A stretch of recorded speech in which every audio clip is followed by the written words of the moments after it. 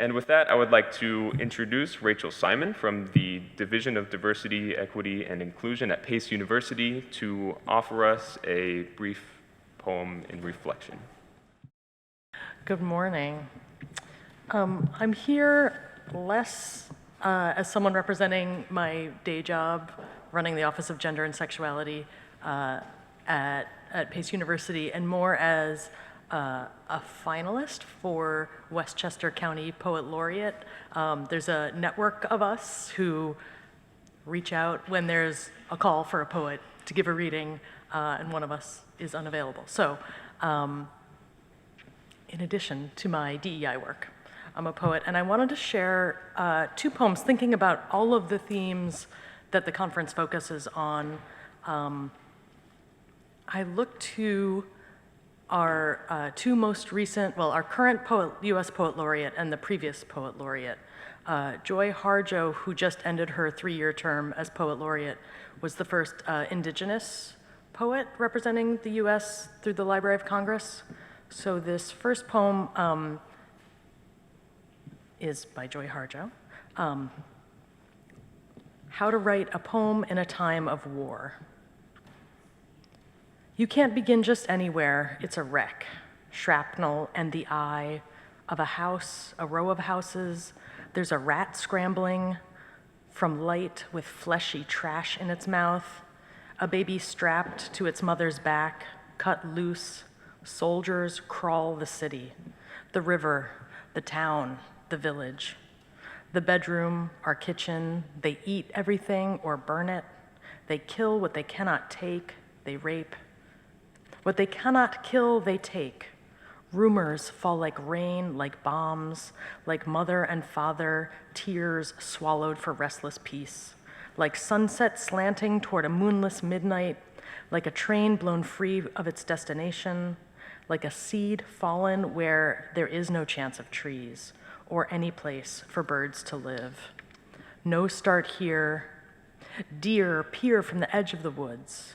We used to see woodpeckers.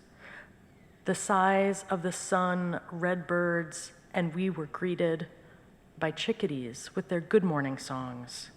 We started to cook outside, slippery with dew and laughter. Ah, those smoky, sweet sunrises. We tried to pretend war wasn't going to happen, though they began building their houses all around us and demanding more. They started teaching our children their God's story, a story in which we'd always be slaves.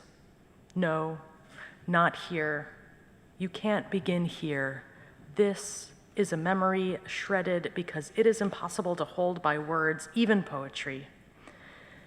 These memories were left here with the trees, the torn pocket of your daughter's hand-sewn dress, the sash, the lace, the baby's delicately beaded moccasin still connected to the foot, a young man's note of promise to his beloved. No, this is not the best place to begin. Everyone was asleep, despite the distant bombs. Terror had become the familiar stranger, our beloved twin girls curled up in their nightgowns next to their father and me. If we begin here, none of us will make it to the end of the poem. Someone has to make it out alive, sang a grandfather to his grandson.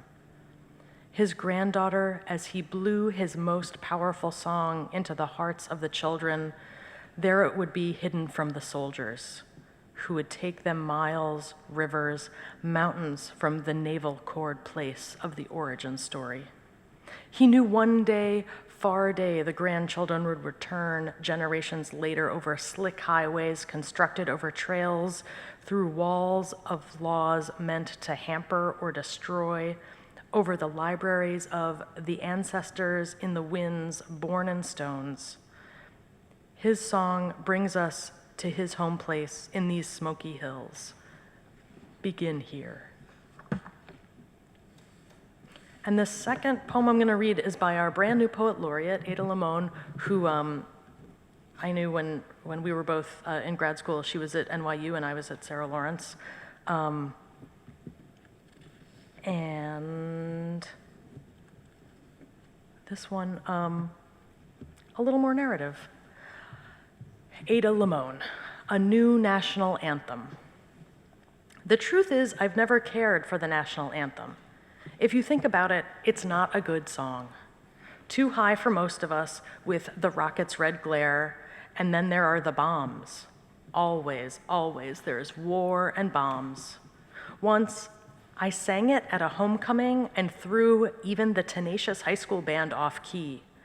But the song didn't mean anything, just a call to the field, something to get through before the pummeling of youth. And what of the stanzas we never sing, the third that mentions no refuge could save the hireling and the slave? Perhaps the truth is every song of this country has an unsung third stanza, something brutal snaking underneath as we blindly sing the high notes with a beer sloshing in the stands, hoping our team wins. Don't get me wrong, I like the flag, how it undulates in the wind like water, elemental, and best when it's humbled, brought to its knees, clung to by someone who has lost everything, when it's not a weapon, when it flickers, when it folds up so perfectly you can keep it until it's needed, until you can love it again, until the song in your mouth feels like sustenance, a song where the notes are sung by even the ageless woods, the short grass plains, the Red River Gorge, the fistful of land left unpoisoned. That song, that's our birthright, that's sung in silence when it's too hard to go on. That sounds like someone's rough fingers weaving into another's, that sounds like a match being lit in an endless cave. The song that says, my bones are your bones, and your bones are my bones. Isn't that enough? Thank you.